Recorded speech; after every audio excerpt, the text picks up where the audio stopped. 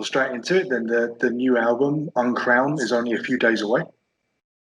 Yes. Obviously, there's quite a gap in between this one and the debut album because, of course, you're busy with Twilight Force. And other members have bands to attend to and personal lives and things like this.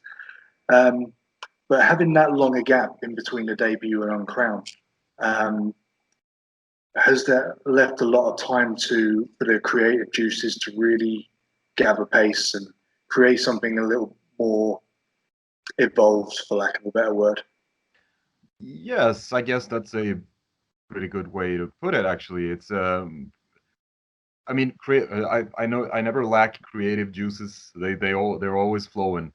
But it has given us more time to go back and forth and let ideas and songs rest for a bit, and then go back and rework and rearrange, because there's a lot of that going on. So might have an idea, and then, or we think we have a song that's completed, and then we let it rest for a couple of weeks, and we come back to this.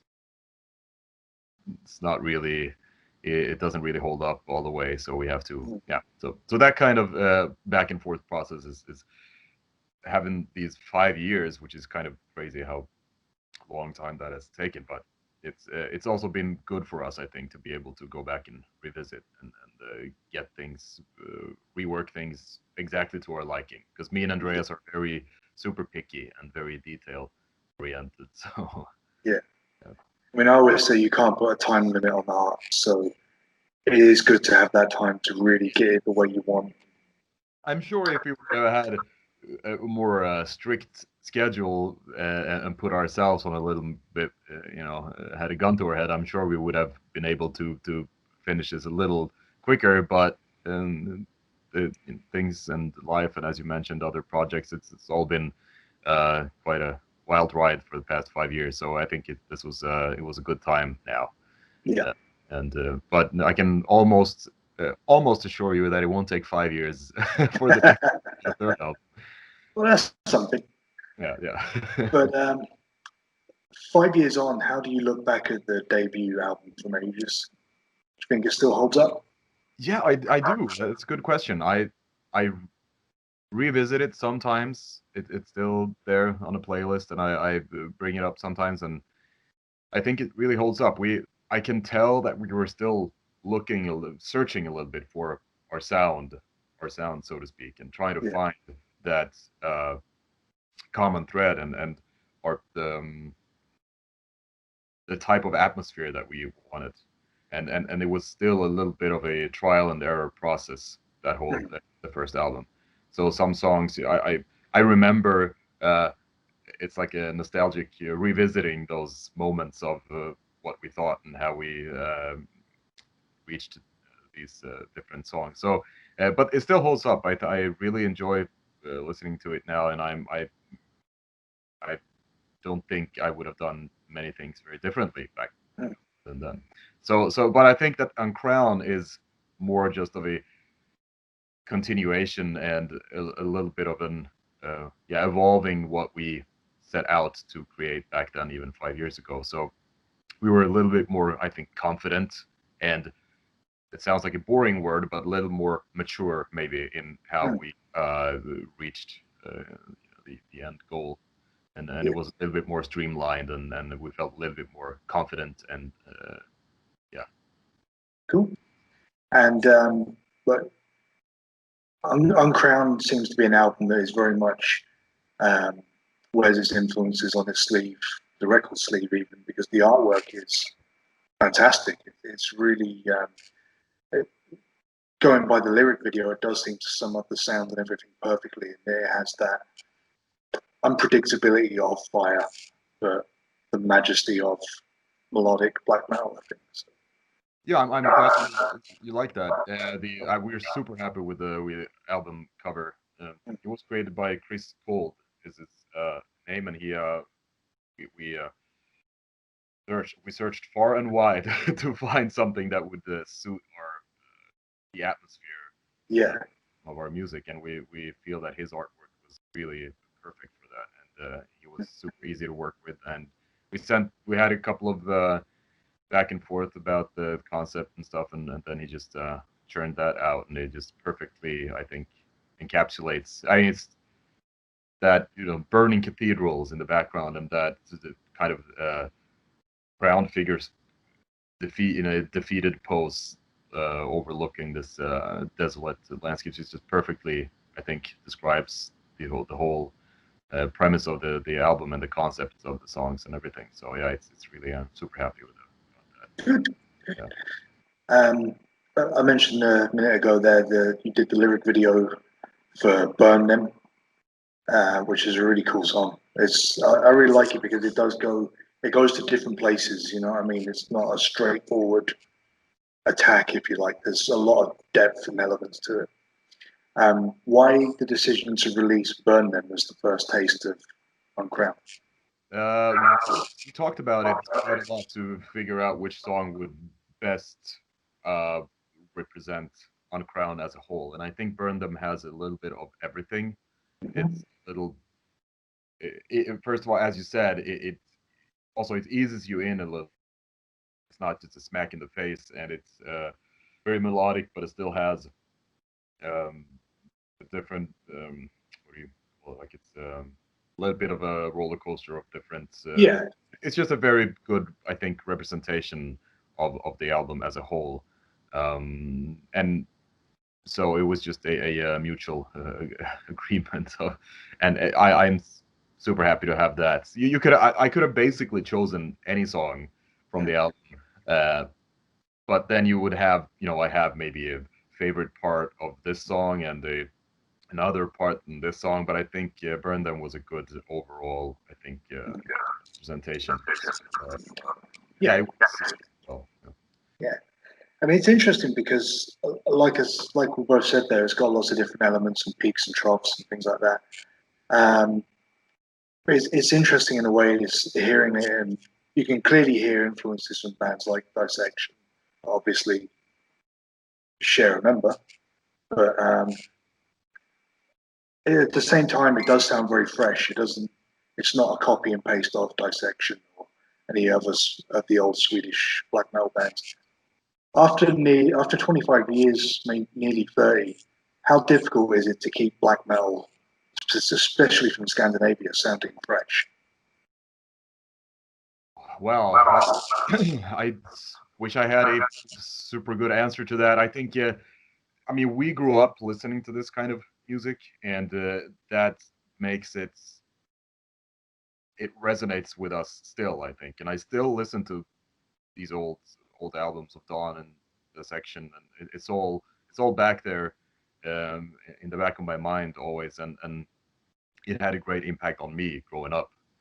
So now, all these years later, I feel it's just what I want. In lack of finding new bands that carry that type of music forward, I mean, we have to just create it ourselves. It's basically what we want to listen to ourselves, and um,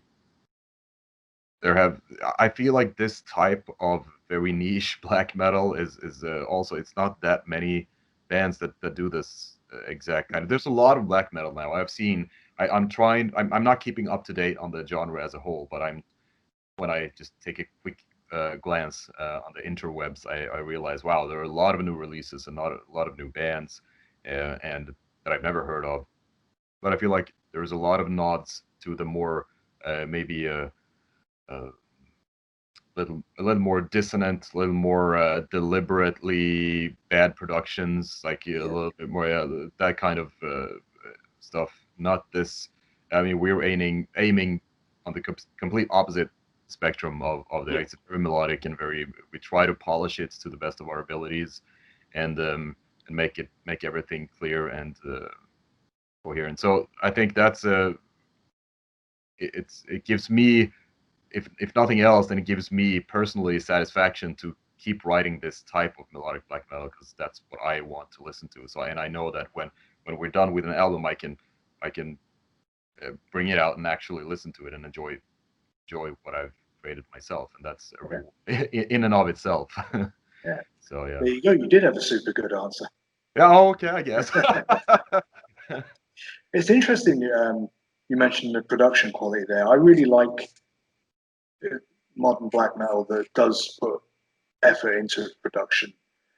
I think it adds a lot more to the soundscape and the imagery and that kind of thing. Like the imagery you conjure up in your head when you listen to it. You take like the Triptychon albums or Dark Fortress or things like that, and again, they're not using the crappiest mics they can. They have the technology at the disposal, so I think it just sounds a lot better and it makes things more interesting. Like you say, some bands now are intentionally doing bad production. A lot of the bands they copying it off from Burzum, Darkthrone, whatever. It's not because they were intentionally bad. It's because they had a budget of 10 kroner to record it. Yeah, exactly. And I see that there is a point and a purpose of doing that. I mean, if you, it has a certain it delivers a certain mood and a certain atmosphere of that. So I mean, good and bad is always subjective. So it's that perspective is a little hard to judge and put a label on things. But as you said, there is technical. We all have the possibility to create good sounding albums now. So if you do it deliberately, then there has to be a point of that in the music. And I think a lot of people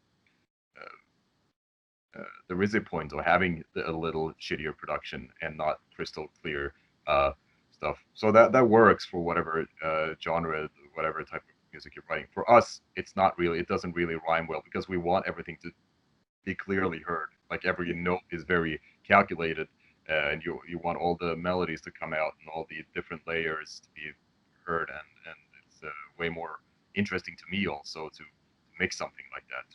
It's a goal in itself to make high fidelity stuff more rewarding to listen to also.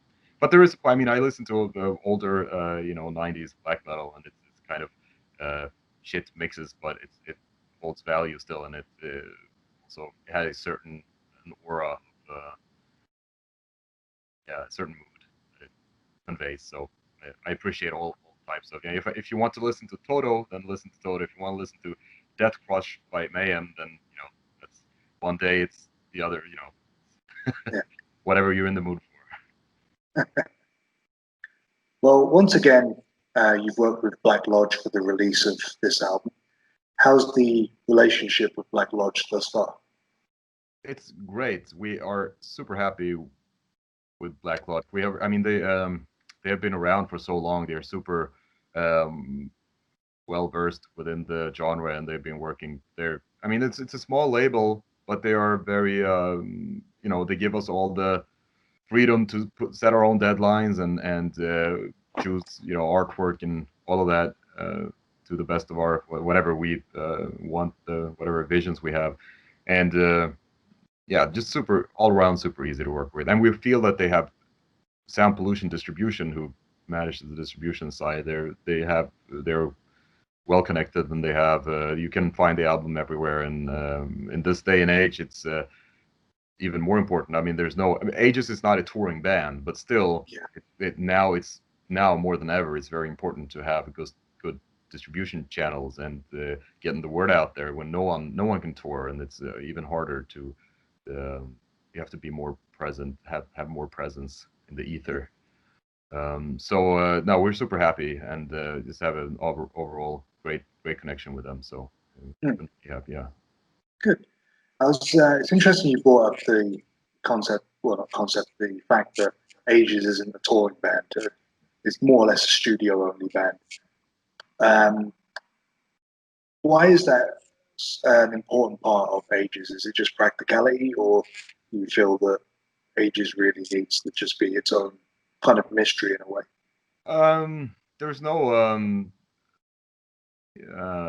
There's no mystery that we're deliberately trying to keep a mystery. I think it's just, as you said, more of a practicality. It's a little bit logistically complicated. I personally don't rule out the possibility that we will do live performances in the future. I would love to do it because it's such a emotionally and atmospherically, it's just it would, I think, be very well suited for a live audience, and also as a performer, it would be very rewarding. I think to just succumb to that, be yeah, in that moment. It's very refreshing. Now I've done a lot of live performances with Twilight Force, for example. We've done a lot of touring, but that's a little different. This would be something completely different, I think, maybe emotionally. So I don't rule out that possibility. But for now, it suits us, our lives pretty well to just keep it as a studio project. So we'll see where the future takes us. But. Yeah, cool. I'd be remiss if I didn't ask you a little bit about Twilight Force while we're here, because that latest album, I kept seeing it every image board or forum where I was reading metal. That album was always there. Oh. And album of the year, album of the year. Again, you've had a little bit of time for the dust to settle and everything. So, how do you look at the latest Twilight Force album? I'm sorry, I can't remember what it's called. I can see the artwork clearly, but I can't remember the title. Dawn of the Dragon Star. That's it. Yeah. I mean, it was, we celebrated 1 year since the release of that, just 1 or 2 days ago. And it's been such a weird, strange year with everything that's happened, and we've had to postpone tours, shows, so that's very strange. I feel like it was a month ago we released it, so this past year has been very intense in other ways, but I'm just looking forward to that too. It's a lot of work. There's a Twilight Force album is such an physically draining process. It's always fun. It's such a completely different type of music to compose and arrange for, but it's extremely time consuming. So I'm looking forward to start working with a fourth album, but also it's always a daunting process to because it's I just know I see that a wall of work in front of me, but it's also very fun. It's always you learn something new all the time, and now we have and also we have a big problem now because our singer Alessandro Conti lives in Italy, and they have, as we all know, it hasn't been the most safest place for the past 6 months. But I think they're coming around now, and he started working a little bit, and so we'll see. We have to obviously fly him over here to stuff. So yeah, it's going to be an interesting time going forward here, and see when things are going to start open up and possibility to do shows and stuff.